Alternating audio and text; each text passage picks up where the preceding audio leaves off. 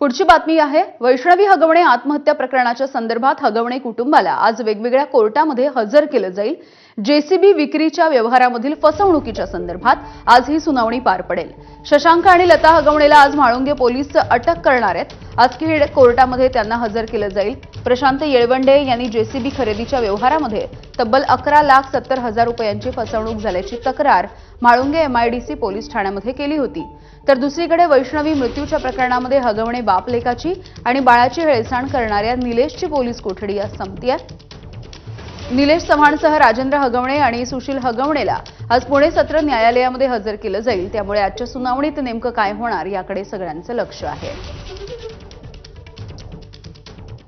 जेसीबीच्या व्यवहाराच्या माध्यमातून फसवणूक करत खोऱ्याने पैसे उकळण्याचा या मायलेकाचा डाव नेमका कसा होता जाणून घेऊया।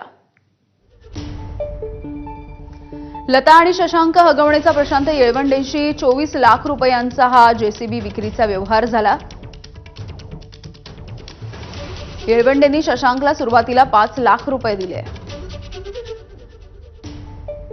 जेसीबीवरती 19 लाखांचं कर्ज होतं। हप्ते भरण्यासाठी येळवंडे यांच्याकडून दरमहा 50,000 रुपये घ्यायचं ठरलं।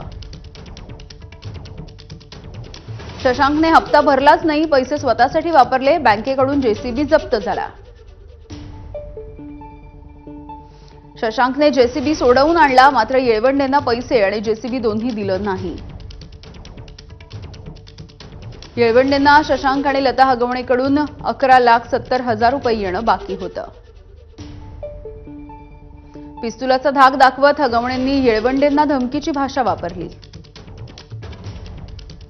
पैसे मागू नको, नाहीतर घरचे नीट राहणार नाहीत अशा शब्दामध्ये धमकी देण्यात आली।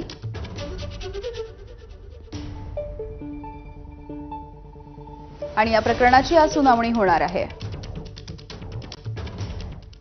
राज्याच्या मंत्रिमंडळामधल्या एका नव्या वादाची ही बातमी आहे।